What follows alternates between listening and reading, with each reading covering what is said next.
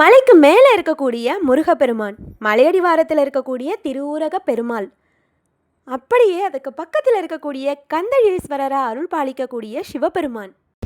சேக்கிழார் வாழ்ந்த காலம். சேக்கிழாருடைய வீடு இங்கே இருக்கு. சேக்கிழார் பிறந்த ஊரும் இதுதாங்க. இந்த அழகான ஊரில் இருக்கக்கூடிய இந்த அற்புதமான கோவில்களை பற்றி தான் இந்த வீடியோவில் பார்க்க போகிறோம். ஹலோ ஃப்ரெண்ட்ஸ், எல்லாருக்கும் வணக்கங்க. சென்னையில் இருக்கக்கூடிய குன்றத்தூர் தான் நம்ம பார்க்க போகிற இடம். இந்த குன்றத்தூரில் இருக்கக்கூடிய சுப்பிரமணிய சுவாமி கோவில் தான் இது.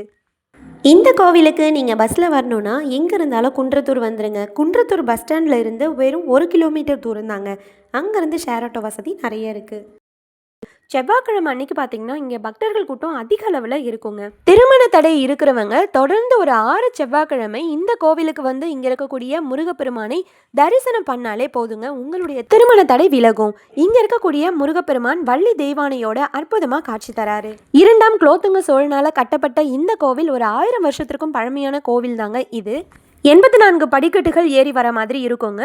உங்களால் படிக்கட்டு ஏறி வர முடியல அப்படின்னா மலைக்கு மேலே வாகனத்தில் போகிறதுக்கான பாதையும் போட்டிருக்காங்க. நீங்கள் வாகனத்தில் கூட மலைக்கு மேலே வந்துடலாம். குறிப்பாக இந்த முருகன் கோவிலில் பார்த்தீங்கன்னா செவ்வாய்க்கிழமைகளில் தாங்க கூட்டம் அதிகமாக இருக்கும். மற்ற நாட்களில் பார்த்தீங்கன்னா ஃப்ரீயாக தான் இருக்கும். நீங்கள் சாமி அழகாக வந்து தரிசனம் பண்ணிட்டு போகலாம். இந்த முருகன் கோவிலுடைய வீடியோ நான் போட்டிருக்கேன் ஏற்கனவே, லிங்க் டிஸ்கிரிப்ஷனில் கொடுக்குறேன் பாருங்கள். அடுத்ததாக நம்ம முக்கியமாக பார்க்க போகிறது கந்தழீஸ்வரர் கோவிலை தான்.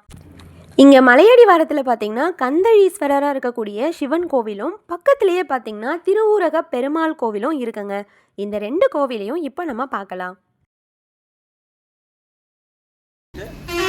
ஒரு முகூர்த்த காலம் குன்றில் இருந்து அதுக்கு பக்தர்களுக்கு அனுகிரகம் பண்ண தாய் தந்தையை நமஸ்காரம் பண்ணி ஆசீர்வாதத்தோட திருத்தணிக்கு போய் வெளியே கல்யாணம் பண்ணிக்கிறார். 1 சேக்கிழார் வாழ்ந்த காலம். சேக்கிழாருடைய வீடு இங்கே இருக்குது. சேக்கிழார் வழங்கப்பட்ட தெய்வம். இவங்க 2 பேர் வழங்கப்பட்ட தெய்வம்ன்றதுனால விரும்பி சிறப்பு. இந்த கோவில் சூரியன் இருக்காருன்னு சொல்கிறாங்களே. சூரியன் இருக்கார், சூரிய நாராயணன் இருக்கார், அவ்வளோதான். இங்கே இந்த ஸ்தலத்தை சுற்றிலும் வந்து நவகிரகங்கள் இருக்குன்னு சொல்லுங்கள். அது பஸ் ஸ்டாண்டுக்கு பக்கத்தில் இருக்கக்கூடிய கோயில் இங்கே இல்லை. எல்லா நவகிரகங்களும் இருக்கு. அங்கே தான் இருக்குது, அங்கே தான் இருக்குது. தனித்தனி சன்னதி. சேக்கிழார் வந்து கோயில் கட்டியிருக்காரு இங்கே.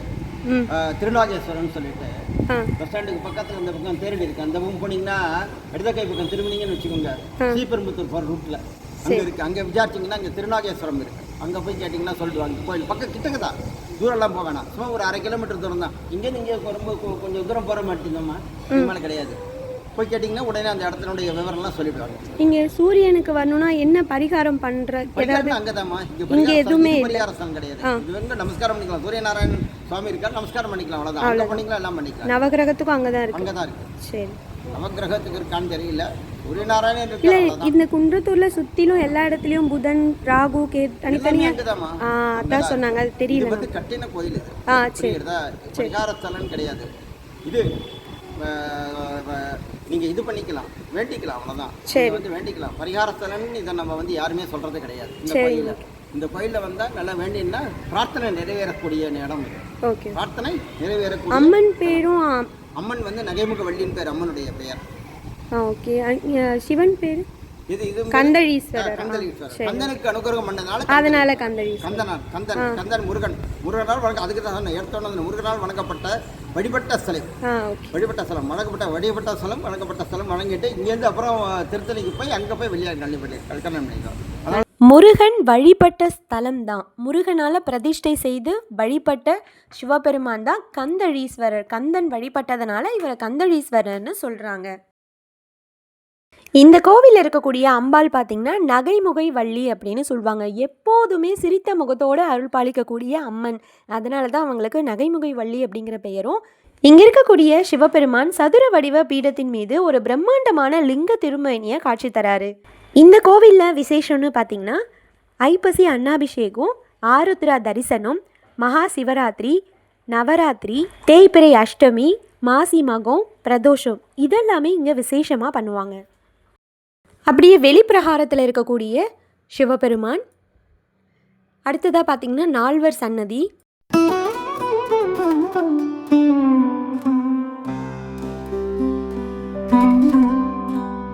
இங்கே பார்த்திங்கன்னா விநாயகர் சன்னதி. அடுத்ததாக பக்கத்துலேயே பார்த்திங்கன்னா லிங்க திருமேனியாக சிவபெருமானும் காட்சி தருவார். அதற்கு எதிர்ப்புறத்தில் பார்த்திங்கன்னா சூரிய பகவானுக்கும் தனி சன்னதி இருக்குங்க இந்த கோவிலில். உங்களுடைய கண் சம்பந்தமான நோய்கள் நீங்கிறதுக்கும் தோல் சம்பந்தமான நோய்கள் நீங்கிறதுக்கும் சூரிய பகவானை வழிபாடு செய்கிறது மிகவும் நல்லது. இந்த ஸ்தலத்தில் பார்த்திங்கன்னா சூரிய பகவானுக்கு தனி சன்னதி இருக்குது. இவர் சூரிய பகவான். முருகப்பெருமான் திருச்செந்தூரில் சூரபத்மனை வதம் செஞ்சார். அதே மாதிரி திருப்போரூரில் தாரகாசுரனையும் வதம் செஞ்சார். அதற்கப்புறமா திருத்தணிக்கு புறப்பட்டார். ஆனால் இடையில் பார்த்திங்கன்னா இந்த குன்றத்தூர் மலையில் தான் தங்கியிருந்தார். அப்போது மலையடிவாரத்தில் அவரே பிரதிஷ்டை செஞ்ச சிவலிங்கம் தான் இந்த கந்தளீஸ்வரர். அவருடைய பாவத்தை போக்குவதற்காக இங்கே சிவபெருமானை வழிபாடு செஞ்சுருக்காரு. சோழர்கள் கால கல்வெட்டு சிற்பத்தையும் இந்த இடத்துல பார்க்கலாம்.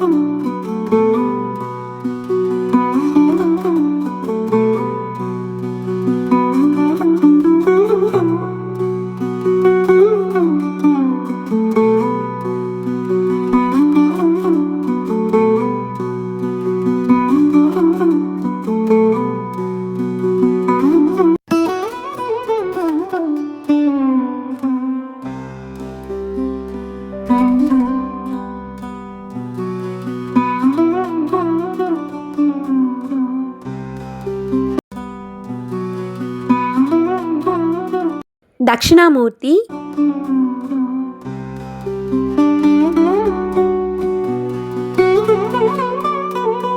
அப்படியே கோவிலுடைய பின்புறத்தில் பார்த்திங்கன்னா லிங்கோத்பவர் வடிவத்தில் சிவபெருமான் காட்சி தருவார். அக்னி வடிவத்திலிருந்து சிவபெருமான் வெளிப்பட்டது தான் இந்த லிங்கோத்பவர் வடிவம்.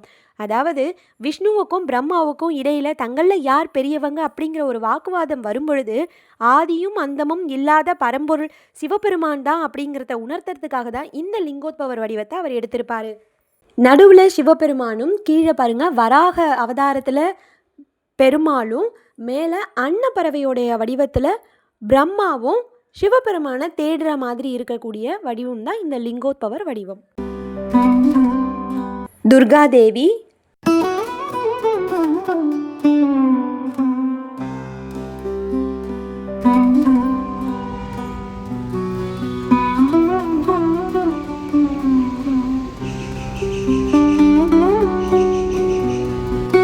இந்த இடத்துல பார்த்திங்கன்னா 63 நாயன்மார்களும் இருப்பாங்க.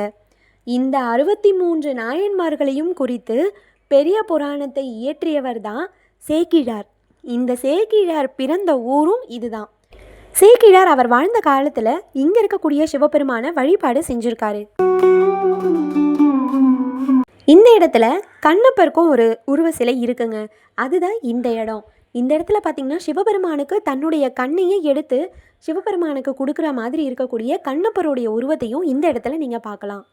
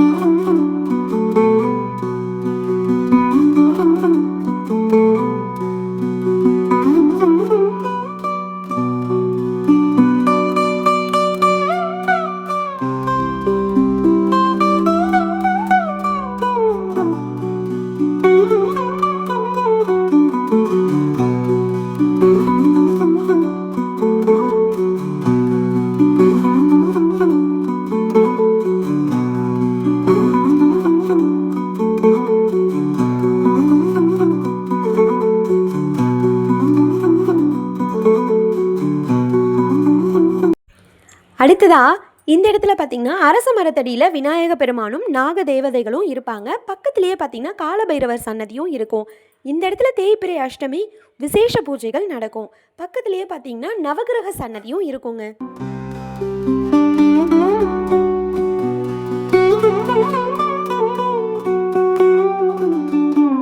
பழமையான இந்த கோவில் பார்த்திங்கன்னா 2025 ஜூலையில் தான் வந்து புனரமைப்பு பணிகள் நிறைவு பெற்று கும்பாபிஷேகமும் பண்ணியிருக்காங்க. சேக்கிழார் இந்த கோவில் இருக்கக்கூடிய சிவபெருமானை குறித்து பல பாடல்களை பாடியிருக்கிறாரு.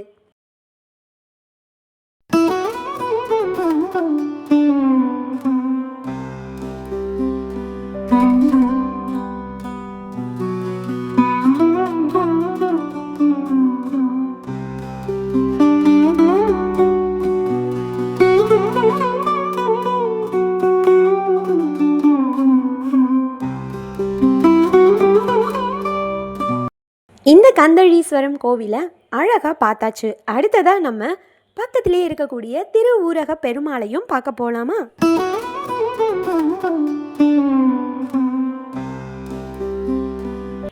அப்படியே சிவபெருமானை பார்த்துட்டு வெளியில் வந்ததும் ரைட் சைடில் பார்த்தீங்கன்னா உங்களுக்கு சேக்கிழாருடைய கோவில் தெரியும். அவர் வாழ்ந்த அந்த வீட்டையே வந்து கோவிலாக மாற்றிருக்காங்க. இந்த இடத்துக்கும் மறக்காமல் போயிட்டு வாங்க.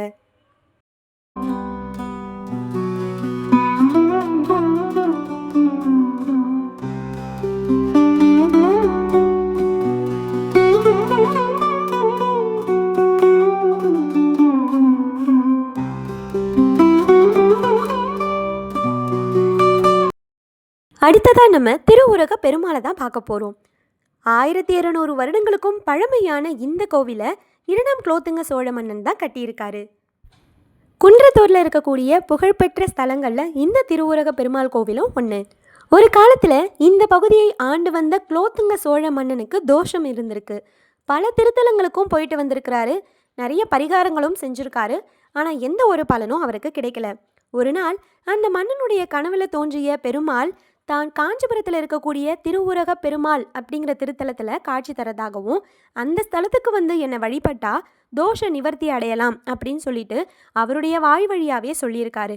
உடனே மன்னனும் காஞ்சிபுரத்தில் இருக்கக்கூடிய திருவுரக பெருமாள் கோவிலுக்கு போயிட்டு அங்கே இருக்கக்கூடிய ஆதிசேஷன் வடிவத்தில் எழுந்தருளி இருக்கக்கூடிய பெருமாளை தரிசனம் பண்ணியிருக்காரு. ஆனால் அவருக்குள்ள ஒரு மனக்குழப்பம் இருந்திருக்கு. நம்ம சரியான தலத்துக்கு தான் வந்திருக்கோமா அப்படிங்கிற ஒரு குழப்பம் இருந்திருக்கு. அன்று இரவே அந்த மன்னன் அந்த கோவில்லையே தங்கியும் இருந்திருக்காரு. அன்று இரவு பெருமாளே அவருடைய கனவுல தோன்றி அவருடைய குழப்பத்தை நீக்கக்கூடிய வகையில் தானே இந்த தலத்தில் ஆதிசேஷன் வடிவத்தில் காட்சி தரத்தா உணர்த்தியிருக்காரு. உடனே திருவுரக பெருமாளை தரிசித்த மன்னனுக்கும் தோஷ நிவர்த்தி நீங்க பெற்று தன்னுடைய இருப்பிடத்துக்கும் திரும்பி வராரு. அவருடைய தோஷம் நிவர்த்தி அடைந்ததற்கு ஒரு நன்றி கடனாக பார்த்திங்கன்னா இந்த குன்றத்தூரில் ஒரு கோவிலை எழுப்பியிருக்காரு அந்த சோழ மன்னன். மன்னனுக்கு திருப்பதியில் இருக்கக்கூடிய வெங்கடாச்சலபதியாகவே பெருமாள் வந்து காட்சி கொடுத்ததுனால அதே கோலத்தில் தான் இந்த ஸ்தலத்தில் இருக்கக்கூடிய பெருமாளுக்கும் சிலை வடித்து பிரதிஷ்டை செஞ்சு வழிபாடு செஞ்சுருக்காரு.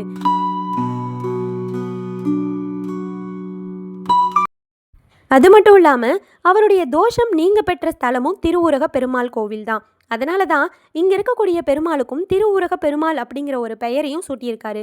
பொதுவாக எல்லா கோவில்களையும் கிழக்கு நோக்கியே அமைந்திருக்கும். ஆனால் அபூர்வமாக இந்த கோவிலில் பார்த்திங்கன்னா மேற்கு நோக்கி தான் அமைந்திருக்கு. 5 நிலை ராஜகோபுரத்தோட மேற்கு திசை நோக்கி கம்பீரமாக அழகாக திருப்பதியில் இருக்கக்கூடிய வெங்கடாச்சலபதியை போலவே இந்த ஸ்தலத்தில் இருக்கக்கூடிய பெருமாளும் நம்மளுக்கு காட்சி தராரு. இந்த கோவிலில் நீங்களும் நேரடியாக தரிசனம் பண்ணும் பொழுது உங்களுக்கும் நிச்சயமாக அந்த உணர்வு ஏற்படும். இந்த கோவிலுடைய கொடிமரத்திற்கு பக்கத்தில் பார்த்திங்கன்னா ஒரு விளக்கு தூணும் இருக்கிறத பார்க்கலாம். பழமையை உணர்த்தக்கூடிய வகையில் இந்த விளக்கு தூண் இங்கே காட்சி தரதையும் பார்க்கலாம். தொடர்ந்து கருடாழ்வார் சன்னதியும் பார்க்கலாம். அதுக்கடுத்ததாக ஆஞ்சநேயர் சன்னதி, ராமானுஜர், நம்மாழ்வார், ராமர் சன்னதி இவர்களையும் தரிசனம் பண்ணலாம். கருவறையில் இருக்கக்கூடிய பெருமாள் நின்ற திருக்கோலத்தில் திருமலை திருப்பதி வெங்கடாச்சலபதியை போலவே காட்சி தருவார். இந்த தலத்து பெருமாள் காஞ்சியில் அமைந்திருக்கக்கூடிய திருவூரகத்தை பார்க்கும் விதமாக மேற்கு திசையை நோக்கி வடிவமைக்கப்பட்டிருக்குங்க. கிரக தோஷம் இருக்கிறவங்க இந்த ஸ்தலத்துக்கு வந்து அந்தந்த கிரகத்துக்குரிய நாட்களில் இந்த திருவூரக பெருமாளை தரிசனம் பண்ணால் நிச்சயமாக அவர்களுடைய கிரக தோஷம் நிவர்த்தி அடையும் அப்படிங்கிறது ஒரு ஐதீகம். இந்த ஸ்தலத்தில் இருக்கக்கூடிய தாயார் திருவிருந்தவள்ளி அப்படிங்கிற ஒரு திருநாமத்தோட சதுர்புஜ நாயகியா தனி சன்னதியில் கிழக்கு நோக்கி அருள் பாலிக்கிறாங்க. இந்த கோவிலில் இருக்கக்கூடிய தாயாரையும் பெருமாளையும் தரிசனம் பண்ணும் பொழுது அந்த ஸ்தலத்தை விட்டு வெளியில் வரவே நம்மளுக்கு மனமே வராதுங்க. அவ்வளோ அற்புதமாக அழகாக இருப்பாங்க. அதனால் நீங்கள் குன்றத்தூர் முருகன் கோவிலுக்கு வந்தீங்க அப்படின்னா மறக்காமல் இங்கே இருக்கக்கூடிய கந்தளீஸ்வரரையும் திருவுருக பெருமாளையும் தரிசனம் பண்ணிட்டு போங்க. உங்களுடைய ஃப்ரெண்ட்ஸ் அண்ட் ஃபேமிலிக்கும் இந்த கோவிலை பற்றி எடுத்து சொல்லுங்கள். இந்த வீடியோவை ஷேர் பண்ணுங்கள். கிரக தோஷத்துக்கு ஒரு சிறந்த பரிகார ஸ்தலமாக இந்த திருவுருக பெருமாள் கோவில் இருக்குங்க.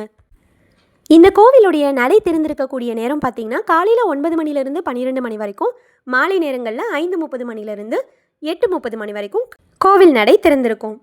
இந்த கோவிலெல்லாம் கூட்ட நெரிசல்லாம் இல்லை. நீங்கள் தாராளமாக ஃப்ரீயாக தரிசனம் பண்ணிட்டு போகலாம். இந்த வீடியோ உங்களுக்கு பிடிச்சிருக்கும்னு நினைக்கிறேன். மறக்காமல் இந்த சேனலை சப்ஸ்கிரைப் பண்ணிவிட்டு இந்த வீடியோவை அப்படியே ஷேர் பண்ணிவிட்டு ஒரு லைக் பண்ணிடுங்க. அடுத்து ஒரு அழகான வீடியோவில் பார்க்கலாம்.